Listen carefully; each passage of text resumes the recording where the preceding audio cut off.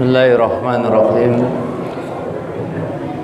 Assalamualaikum warahmatullahi wabarakatuh.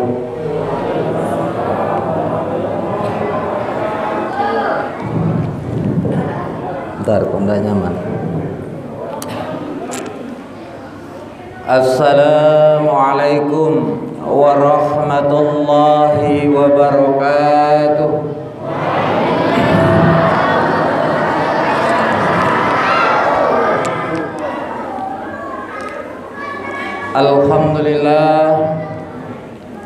Alhamdulillahi rabbil alamin. Wassalatu wassalamu ala sayyidil mursalin wa imamil muttaqin wa ala alihi wa sahbihi ajma'in. Ashhadu an la ilaha illallah wahdahu la syarika lah, wa ashhadu anna Muhammadan abduhu wa rasuluh.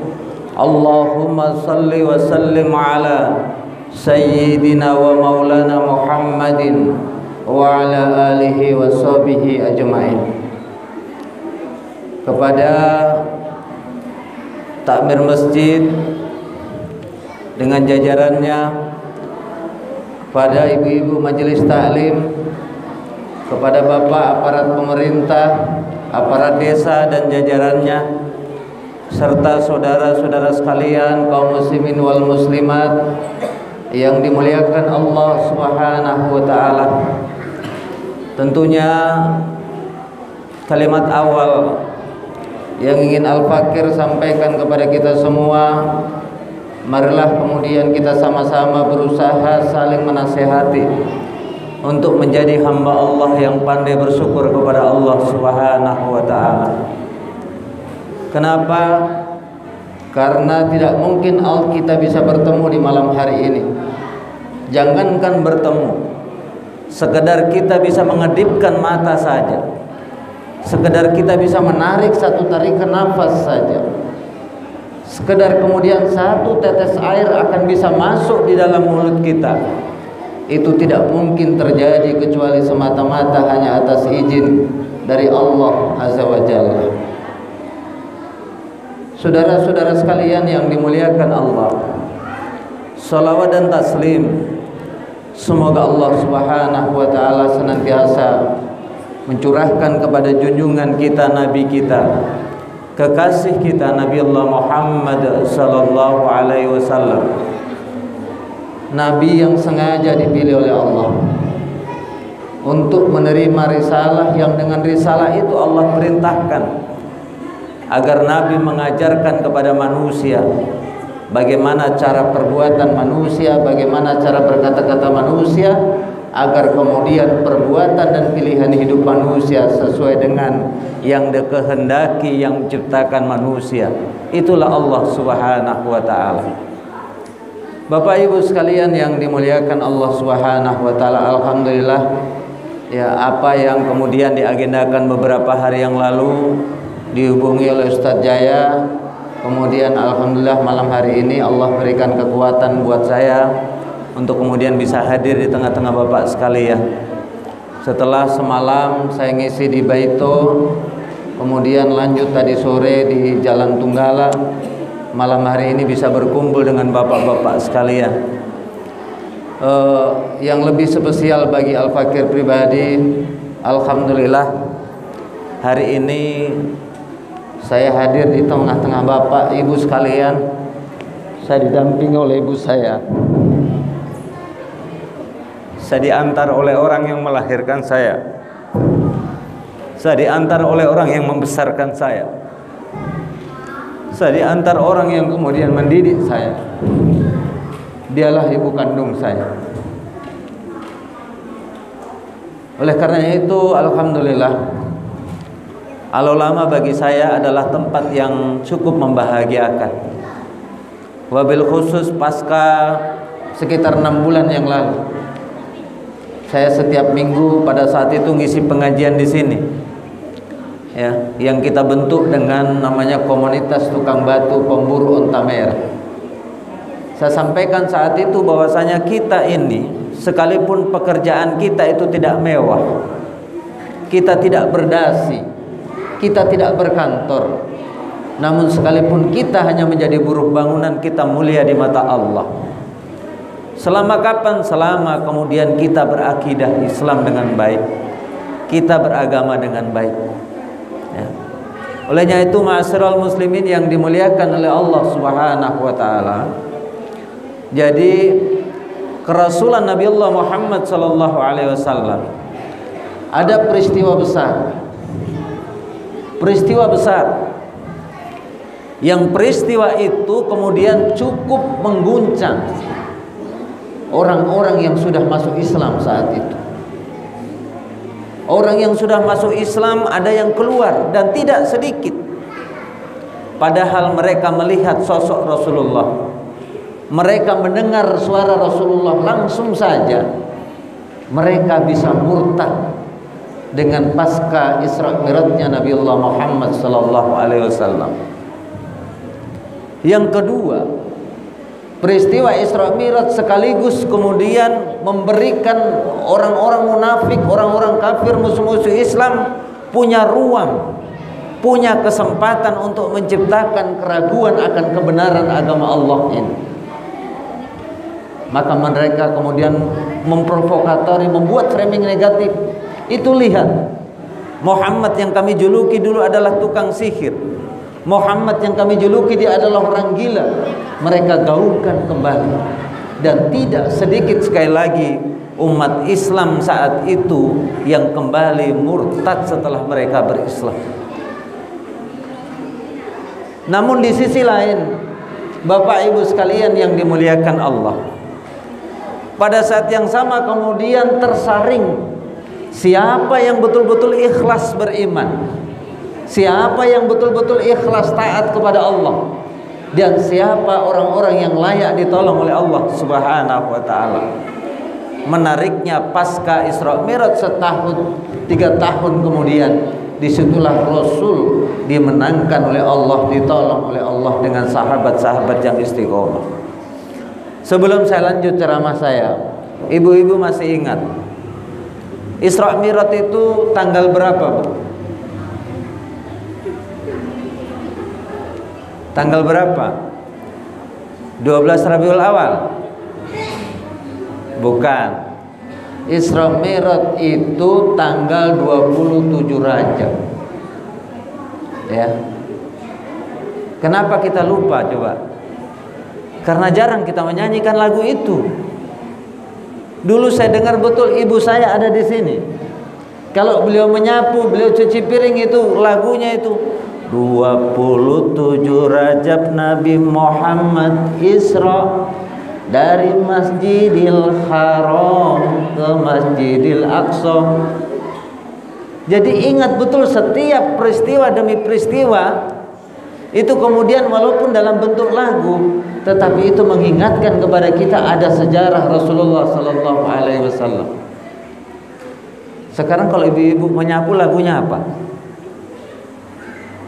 Mau jujur, kalau saya lihat di Facebook itu TikToknya yang kencang, ya. Na'udzubillah summa na'udzubillah. Nah, peristiwa Isra Mi'rajnya Rasulullah sallallahu alaihi wasallam Allah abadikan di dalam surat Al-Isra. Subhanalladzi asra bi abdihi lailam minal masjidil harami ilal masjidil aqsa alladzi barakna haula linuriyahu min ayatina innahu was-sami'ul basyir. Subhanalladzi, subhana, maha suci Allah. Makanya diawali dengan kata subhana.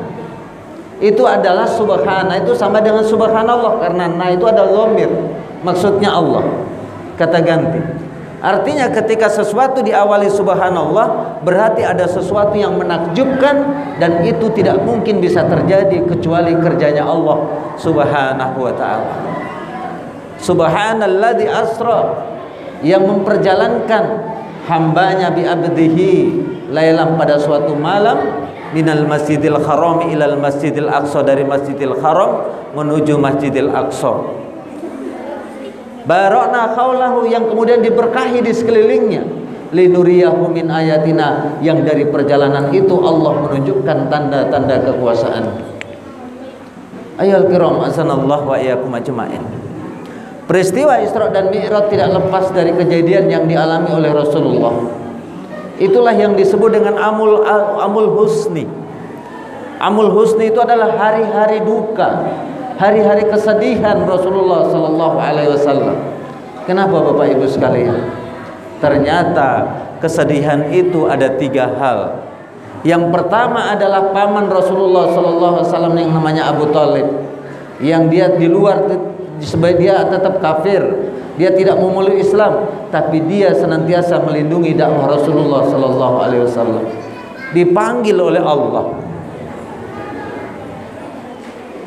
Pasca meninggalnya Abu Thalib, maka orang-orang Quraisy, Abu Jahal, Abu Lahab tidak segan lagi menggoda dan mengganggu Rasulullah Nabi kita. Bahkan dalam satu riwayat kemudian ketika Rasul sedang sholat, kotoran kambing, isi perut kambing kemudian dikalungkan di lehernya Rasulullah sallallahu alaihi wasallam. Ini ketika beliau mendakwahkan Islam, Bapak Ibu sekalian. Ini kita diajarkan agar orang-orang yang berjasa kepada kita, maka kemudian ada rasa empati, ada rasa duka, ada rasa kehilangan ketika dia dipanggil oleh Allah Subhanahu wa taala. Ya. Yang kedua adalah istri Rasulullah sallallahu alaihi wasallam pun juga dipanggil oleh Allah. Rasul itu ketika istrinya Siti Khadijah itu meninggal, rasa kehilangannya luar biasa, Bapak Ibu sekalian. Kenapa? Yang pertama, ketika Nabi Muhammad diangkat menjadi Rasul, kebanyakan masyarakat saat itu tidak mau beriman, bahkan mengingkarinya. Istri beliau kemudian menguatkan dan beriman dengan apa yang dibawa oleh Rasulullah SAW. Ya, jadi dukungan istri luar biasa. Khadijah adalah orang yang kaya luar biasa di Mekah. Kalau dihitung, dikonversi dengan hari ini, Khadijah kekayaannya triliunan, Pak. Namun menariknya adalah harta yang dimiliki Khadijah itu habis demi apa? Demi membiayai dakwah dan perjuangan Rasulullah sallallahu alaihi wasallam mendakwahkan Islam ini. Ya.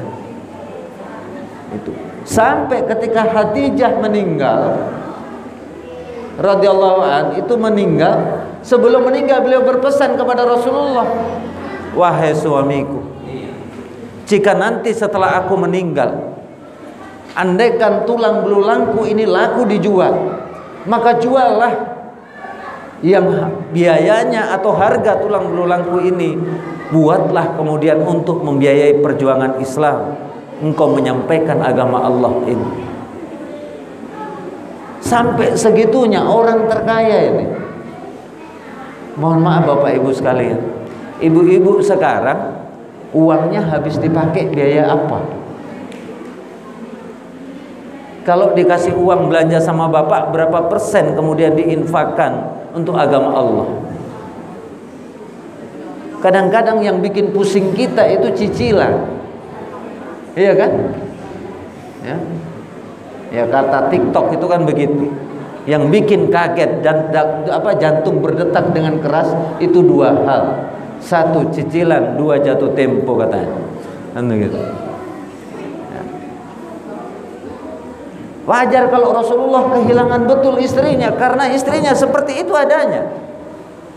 Bukan istri yang kemudian ketika datang suaminya dia cemberut, dia marah, pulang kerja yang ditanyakan uang. Tapi adalah istri Rasulullah yang ditanyakan adalah bagaimana nasib agama Allah ini. Kenapa? Karena baiknya agama suaminya pasti akan berpengaruh kepada baiknya keluarganya, istri dan anak-anaknya. Ayuhal kiram, azanallahu wa iyyakum ajma'in. Kemudian yang peristiwa yang ketiga, Rasulullah sallallahu alaihi wasallam pergi di Taif. Taif satu kampung, Pak, untuk menyampaikan Islam. Islam yang mana? Islam yang hari ini kita yakini. Mengajak mereka untuk mari beriman kepada Allah, mengajak mereka mari beriman kepada Al-Quran, mengajak mereka mari beriman kepada Rasulullah SAW. Tapi apa yang didapat Rasulullah adalah lemparan batu dari kampung Taif itu, sampai berdarah kakinya Rasulullah. Kemudian Rasul sedih, Rasul sandar di pohon kurma sembari mengadu kepada Allah, ya Rabb, andaikan perkara agama ini engkau tidak akan mintai pertanggungjawaban di yaumil akhir, maka niscaya perkara ini sudah aku tinggalkan. Maka datanglah malaikat Jibril, ya Muhammad, andaikan hari ini engkau berdoa kepada Allah agar kemudian dua gunung ini dihimpitkan dan kemudian menghabisi Taif ini, maka hari ini pun kemudian Allah pasti kabulkan. Nabi mengatakan, jangan Jibril, dia belum paham. Ayyuhal kiram azanallah wa iyyakum ajmain. Suasana Amul Husni itu kemudian Allah memberikan hadiah kepada Nabi adalah datanglah malaikat Jibril membedah dadanya, dibersihkan, diisra mi'rajkanlah Nabi kita sallallahu alaihi wasallam dari Mekah Al-Mukarramah menuju Masjidil Aqsa, kemudian dari situ take off ke Sidratul Muntaha. Yang menariknya, saya tidak bisa ulas semuanya, kisah dari langit itu kemudian disambut para nabi dengan assalamualaikum ya Rasulullah, ucapan salam. Ini menggambarkan apa saudara-saudara sekalian, bapak ibu sekalian? Allah sedang mengajarkan kita kalau di dunia ini banyak masalah, kalau di dunia ini banyak beban, kalau dunia ini menjadikan kita terasa lelah, kalau kita punya keinginan dan keinginan belum terkabul, maka datanglah kepada Allah. Jangan mengadu kepada manusia. Ya mohon maaf, hari ini banyak orang itu menangis karena bank, iya enggak? Banyak orang menderita karena bank, iya enggak? Banyak orang menderita karena lain-lain sebagainya yang kadang-kadang dia tidak butuhkan. Akhirnya pergilah cari hiburan di Batugong, pergi mandi-mandi bermalam di sana, sudah dingin, ya.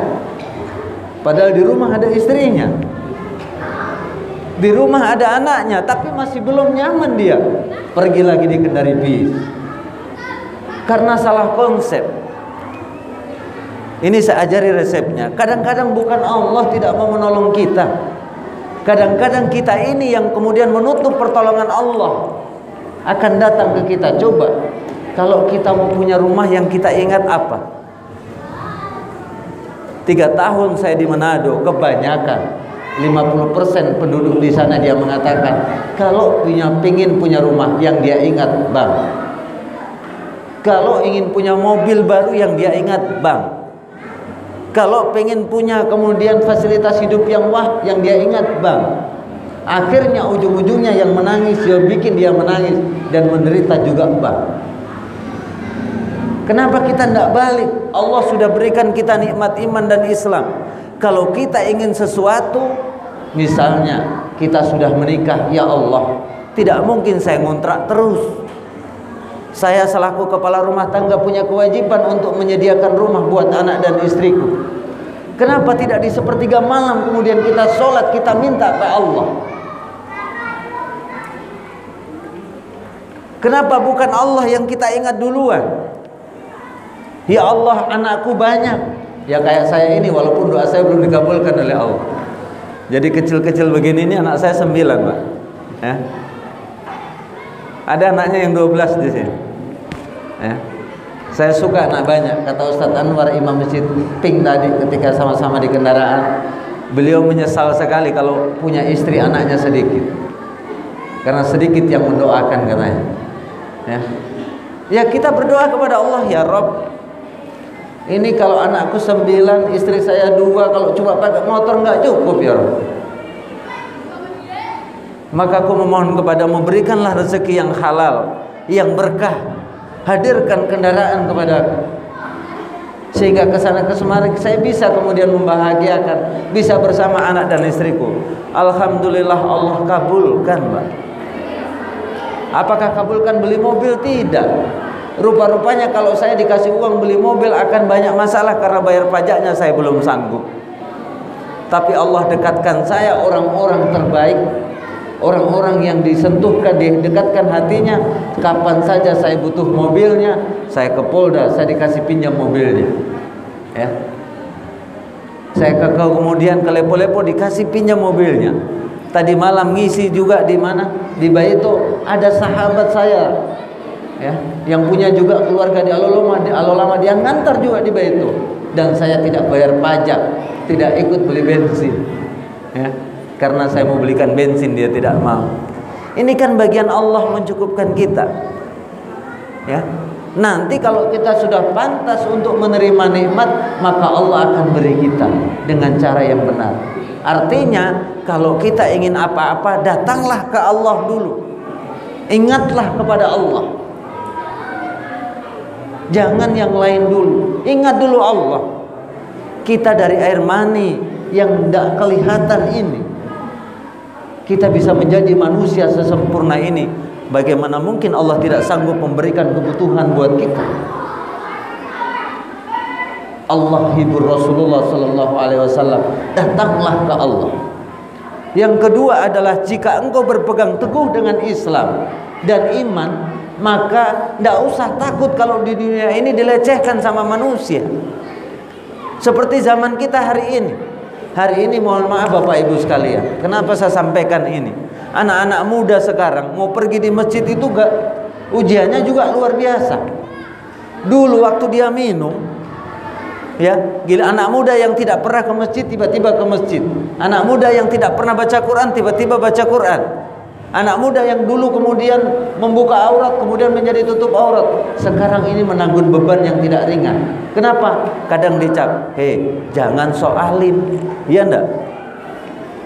Dituduh, sok alim ini, sok suci. Hati-hati, jangan-jangan radikal. Hati-hati, jangan-jangan intoleran.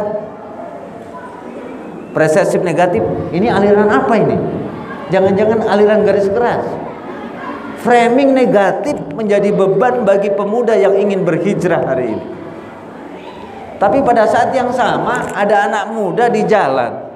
Kalau kemudian dengar azan dia minum, dengar azan dia tidak sholat, kemana-mana kemudian petentang-petenteng, puasa dia tidak pernah puasa. Kita pernah tanya enggak?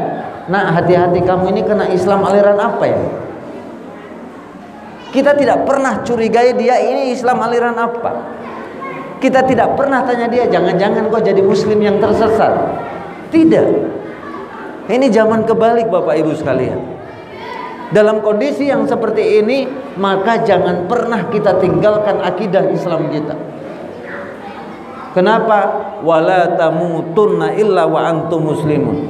Karena Allah berpesan, janganlah kalian mati kecuali kalian dalam keadaan Islam.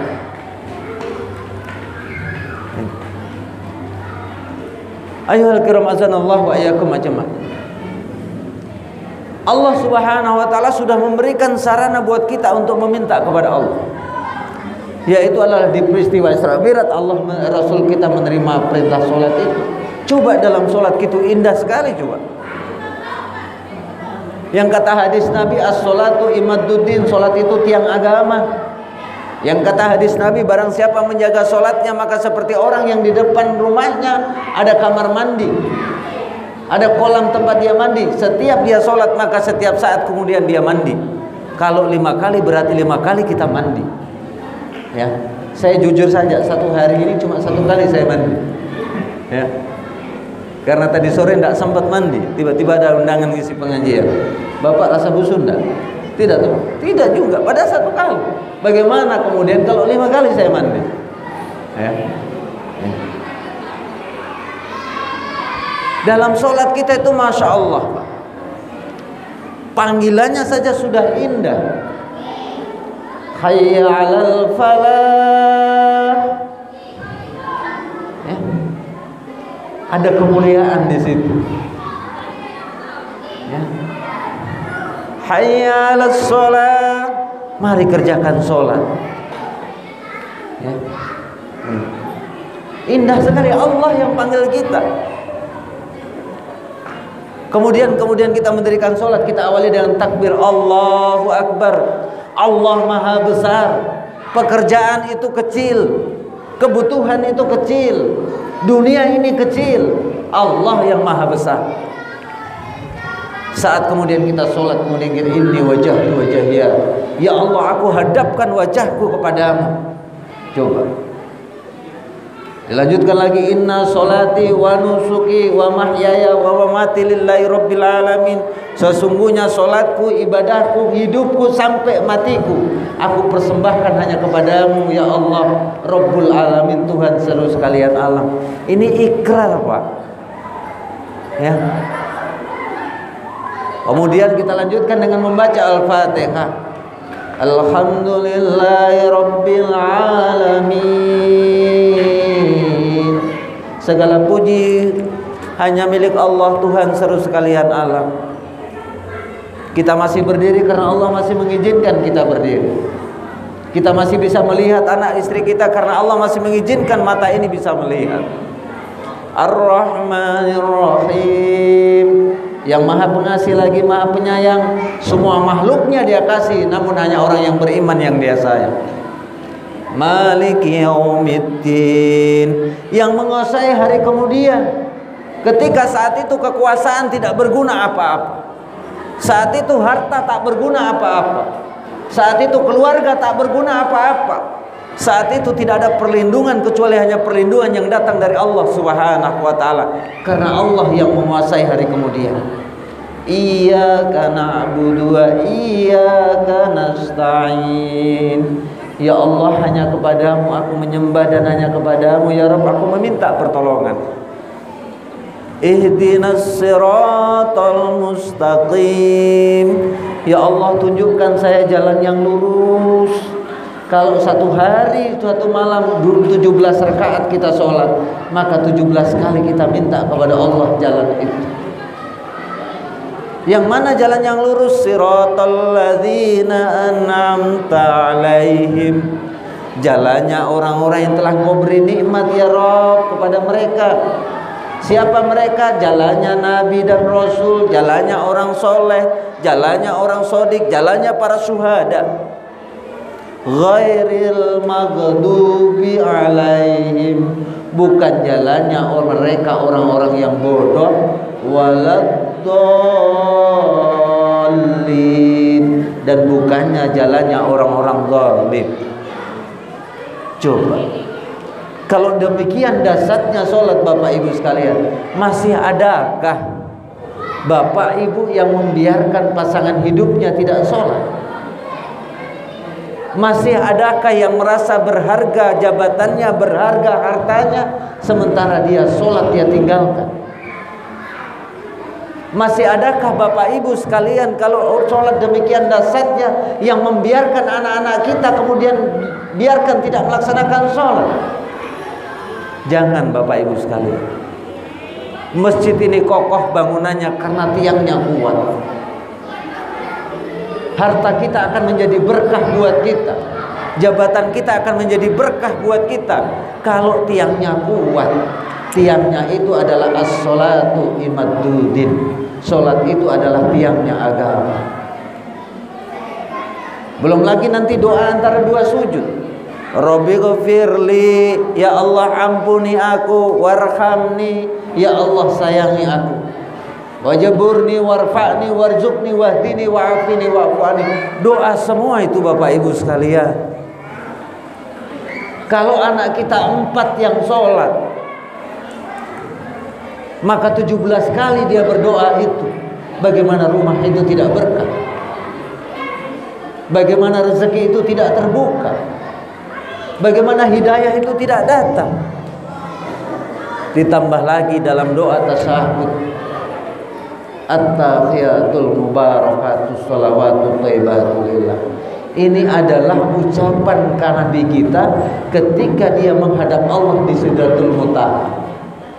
Rasul kagum ketika sampai Sidratul Muntaha, kagumnya Rasul hanya bisa mengucapkan at-tahiyatul mubarakatus shalawatut thayyibatul lillah. Segala kerajaan, keberkahan, kebaikan, keselamatan dan kebaikan itu hanya milik Allah Subhanahu wa taala. Ini ucapannya Nabi kita di hadapan Allah. Mendengar ucapan ini kemudian Allah menjawab, Assalamu alayka ayyuhan nabiyyu wa rahmatullahi wa barakatuh. Keselamatan atasmu ya Rasulullah dan rahmat aku limpahkan kepadamu. Ini ungkapannya Allah.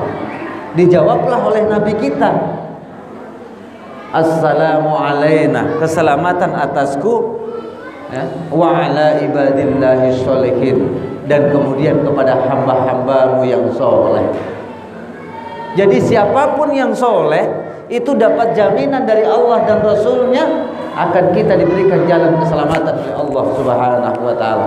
Namun sebaliknya kalau salah ya jangan berharap. Jadi bapak ibu pesannya buat ibu-ibu, kalau bapaknya kerja tanya ke alat sholatnya, Pak jangan lupa sholat. Jangan pesannya, Pak jangan lupa bawa uang ya. Insya Allah kalau bapaknya sholat, jaga sholatnya, apalagi rajin ikut kajian. Kan di sini ada pengajian seminggu sekali. Yang dulu awalnya 6 orang, 7 orang, sekarang ada 30-an orang. Ya, datanglah ke sana sambil sama-sama kita kemudian menasehati dan kemudian menerima nasihat Bapak Ibu sekalian. Insya Allah menguatkan keimanan kita. Ya, bapak-bapak juga demikian. Anaknya tidak sholat karena Rasul mengatakan anak umur 6 tahun aja perintahkan dia sholat. Kalau bapak tidak perintahkan, bapak berdosa. Ibu tidak perintahkan, ibu berdosa.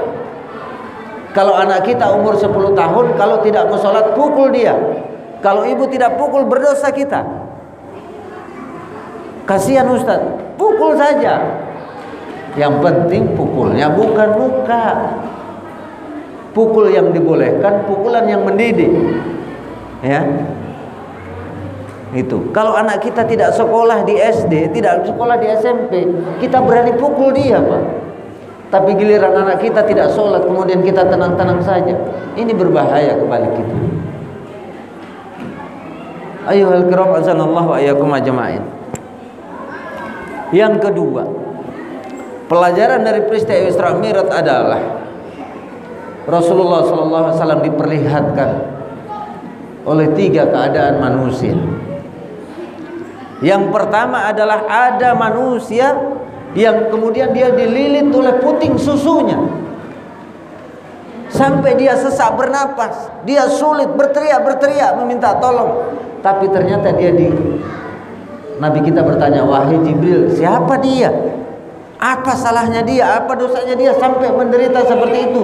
Jibril mengatakan, itulah manusia yang dulu di dunia dia membiarkan auratnya tersebar di mana-mana.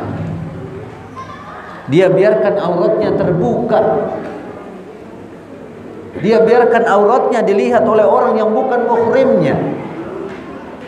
Maka dalam hadis Nabi, seorang wanita yang memperlihatkan selembar rambutnya saja dengan sengaja, maka sama saja dia menghalalkan dirinya 100 tahun di neraka. Maka dengan sangat hormat kepada bapak ibu sekalian, tanpa mengurangi rasa hormat, maka saya mengajak kepada bapak-bapak, mari perhatikan anak-anak kita, mari perhatikan istri kita. Ya, karena bapak-bapak itu nanti ketika di akhirat akan ada 4 yang memberatkan kita, sampai 4 itu lolos. Siapa? Istrinya, anaknya, ibunya, dan adik kandung perempuannya. Jangan sampai nanti di akhirat sudah di pintu surga mau masuk, ada teriakan dari bawah, ya Allah jangan kau masukkan laki ini ke dalam surga. Ternyata siapa dia? Saya istrinya, saya anaknya. Kenapa? Wajar kalau ini laki-laki masuk surga karena dia rajin ibadah, dia rajin baca Quran, dia rajin hadir di majelis ilmu. Kamu istrinya, anaknya malas ibadah, pergimu cuma jalan. Ya. Iya, bagaimana saya mau beribadah? Suamiku tidak pernah mengenalkanku siapa Tuhanku. Bapakku tidak pernah mengenalkan siapa nabiku. Yang dia kenalkan cuma nama artis, mulai Dewi Persik sampai Ayu Ting Ting nak hafal.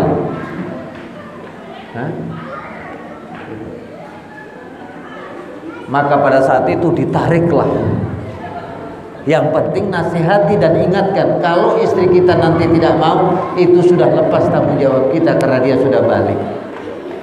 Ya. Yang kedua, Rasul diperlihatkan sosok manusia yang kemudian manusia itu dia jalan membawa perutnya yang besar sampai jalannya berat. Ditanya, siapa ini ya Jibril? Apa dosanya sampai perutnya sebesar itu?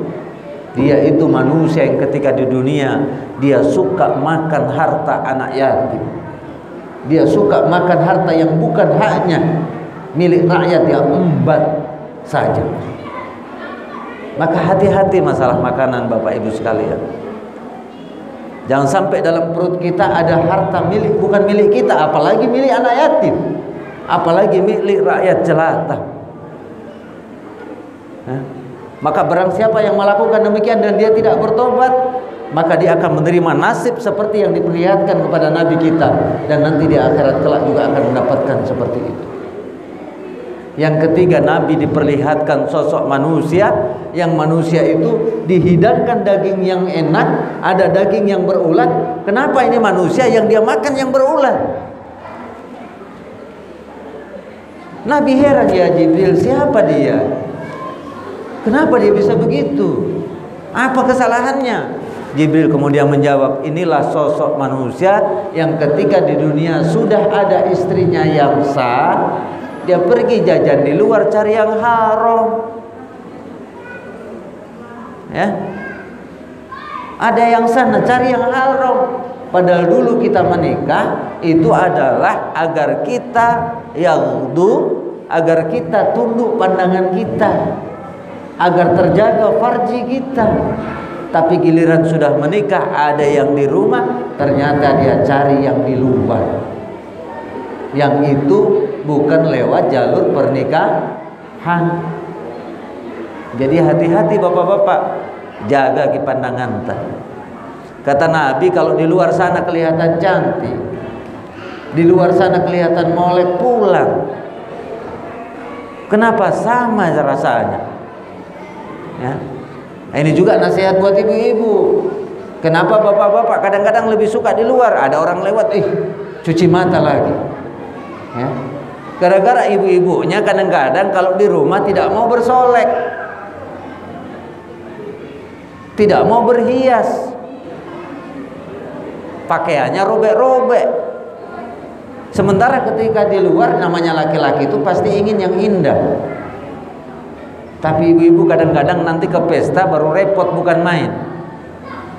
Mulai gincunya, mulai celaknya, mulai pakaiannya mahal-mahal yang harga 2 juta lagi. Ya. Itu mau pergi kondangan, giliran di hadapan suaminya pulang dia belikan RB yang harga 500. Ya. Wajar kalau suaminya kadang-kadang keluar. Ya. Padahal saya dapati, Pak, betul, saya mengasuh konsultasi keluarga muslim. Kadang yang dijadikan selingkuhan itu tidak lebih cantik dari yang di rumah. Itu.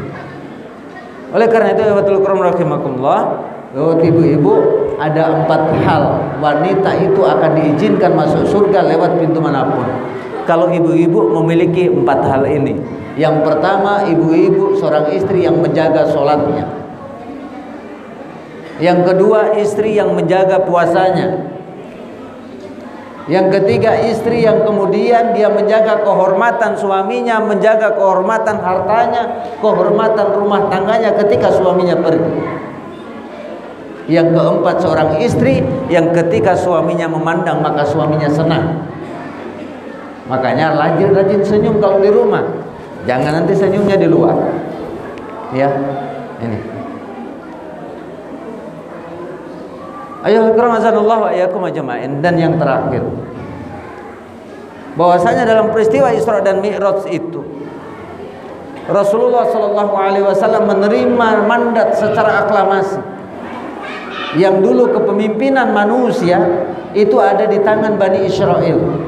di mana di Bani Israel itu adalah banyak para nabi di situ. Kemudian Rasul ketika di Baitul Maqdis, Rasul memimpin sholat 2 rakaat dan imamnya Nabi kita Muhammad sallallahu alaihi wasallam, makmumnya adalah para nabi-nabi sebelumnya. Itu menunjukkan apa? Betul dakwahmu dihalangi, perjuanganmu kemudian mendapat hambatan dan tantangan. Tapi ketika Allah menghendaki dan engkau melayakkan, aku tolong, engkau istiqomah, maka aku akan memberikan kekuasaan kepadamu. Dan benar, pasca Isra Mi'raj, orang yang munafik dia keluar, yang tersisa adalah orang-orang yang ikhlas beriman, maka dia ditolong oleh Allah. Hijrahnya Rasul ke Madinah yang dilanjutkan oleh Khulafaur Rasyidin, dilanjutkan oleh para khalifah Abbasiyah, dilanjutkan oleh khalifah Bani Mamluk, dilanjutkan oleh khalifah Bani Utsmaniyah. Islam menguasai 2/3 dunia, Bapak Ibu sekalian. Kalau Allah menghendaki, tidak ada yang sulit bagi Allah. Kenapa ini saya ingin sampaikan? Saat ini kita membutuhkan pertolongan Allah. Kita membutuhkan pertolongan Allah. Secara pribadi kita membutuhkan pertolongan Allah, karena kita memegang Islam di zaman yang seperti ini tidak gampang.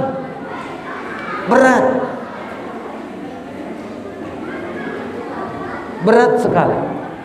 Kita membutuhkan pertolongan Allah agar kemudian Allah menolong keluarga dan anak-anak kita. Karena anak-anak kita dalam ancaman sistem liberal, anak kita dalam ancaman lingkungan yang tidak jelas arahnya kemana. Kita membutuhkan pertolongan Allah agar masyarakat ini menjadi masyarakat yang taat kepada Allah. Kita membutuhkan pertolongan Allah agar negara ini menjadi negara yang baldatun thayyibatun wa rabbun ghafur. Negara yang di dalamnya adalah baldatun thayyibatun, yang baik, yang negara itu kemudian yang akan turun dari Allah adalah rahmat dan ampunan Allah. Kita butuh pertolongan itu. Pun juga kita membutuhkan pertolongan karena ternyata dunia Islam saat ini sedang tidak baik-baik saja. Lihatlah Palestina, sejak 1948 sampai hari ini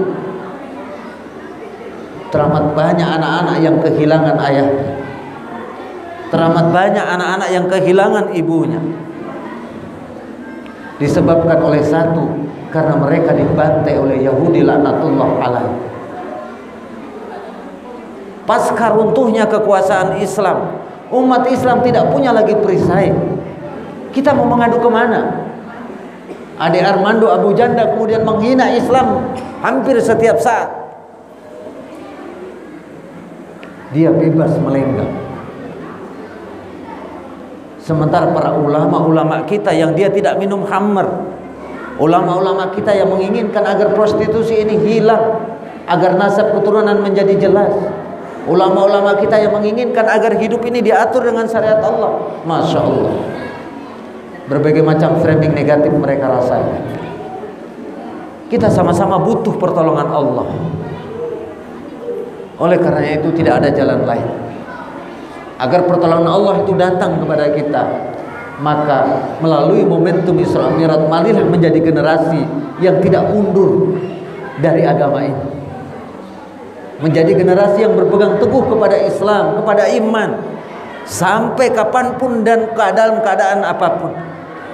Karena Allah menjanjikan kita, innal ladzina qalu rabbunallah tsumma istaqamu fala khaufun 'alaihim wa lahum yahzanun.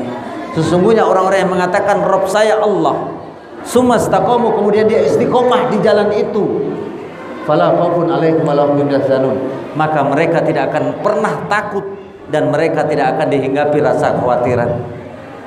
Ini janji Allah. Yang kedua adalah bentuk istiqomah kita dengan Islam. Mari kita wujudkan dalam ketaatan. Ketaatan secara pribadi, ketaatan dalam keluarga kita, ketaatan dalam masyarakat kita, ketaatan dalam sebuah negara ini. Mari kita sama-sama berbondong-bondong untuk wa ta'awanu 'alal birri wa taqwa wa la ta'awanu 'alal ismi wal taqwa. Wal udwa. Berbondong-bondong saling mendorong, mengajak, merangkul untuk kemudian di jalan takwa. Kalau anak-anak muda kita yang masih ada di jalan, rangkul dia, ajak dia datang ke majelis ilmu. Ada saudara kita yang tidak mau ngaji, ajari dia mengaji, Pak. Ada saudara kita yang di luar sana tidak mau sholat, bisa jadi dia tidak tahu bacaan sholat. Bawa ke masjid, ajak di rumah, ajari dia bacaan sholat. Ya, jangan dia. Ayohal kiram azanallahu wa iyyakum ajmain. Kita butuh pertolongan Allah. Dan insya Allah apa yang kita lakukan hari ini, sebagaimana yang Allah takdirkan sebenarnya buat kita menjadi muslim di zaman yang gak ringan ini, Pak.